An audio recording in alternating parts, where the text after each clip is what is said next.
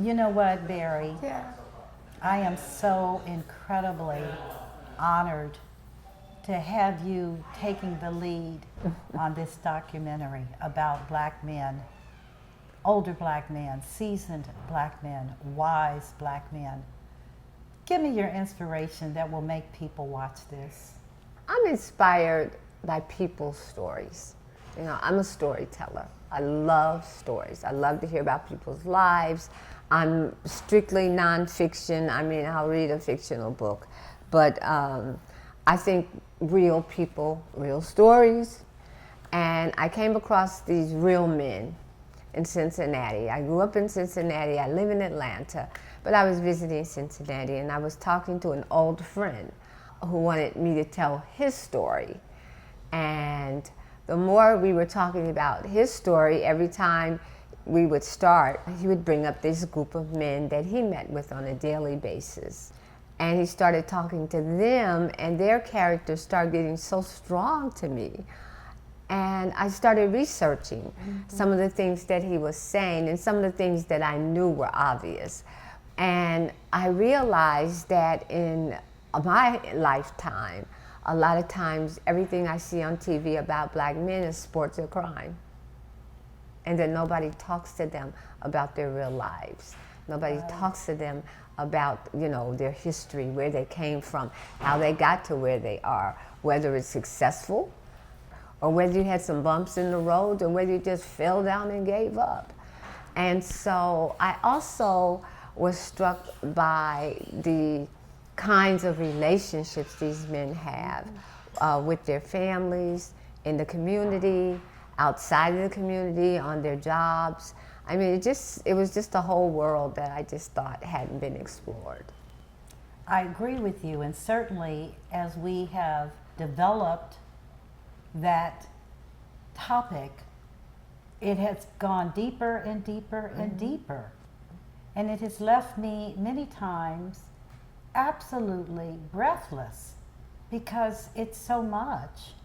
And it's so much that I did not know. Yeah. That was the thing for me as well. When I was talking to William Brock, the first person that brought this to me, and you'll meet all of these guys over, you know, throughout this documentary, and he would tell me things about his friends. For instance, the one that really stuck with me was a gentleman who is very successful in business and cannot read or write. And that just struck me. Yes. I'll tell you what struck me was the transparency of the conversations, the openness, the revelations just astounded me. Yeah. And literally, I found myself really experiencing lack of sleep. I kept reflecting on the things they said and how they said it, and the tears, the sorrow, and yet the healing. And so I am just, as I said at the beginning, I am so honored to be in your presence and to thank you for pouring in your heart into this documentary, which I hope all of you that are watching us will watch this. It's a life changer. It will change your life. So I thank you, and I appreciate the time, Barry. Well, thank you, Michelle. Thank you for allowing your show to be used as a venue. It's amazing to me because, you know, I think in your show, the power of money, and how many years you've done this. And we talk to people who have had money, who've lost money. We talk to people who don't have money now.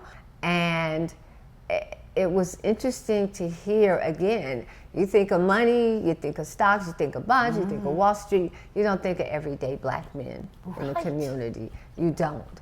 And how money moves in our community. And it's not the same. And it's not the same. And that was the awakening I had, which is that before you look at a black older man and conclude that he is penniless and maybe particularly worthless, you don't have a clue.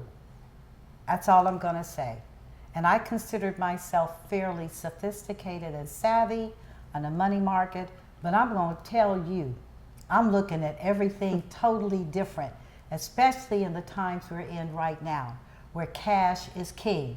See how far your little money's going to go in the stock market versus one of these gentlemen who has mastered the art of cash is king. Right.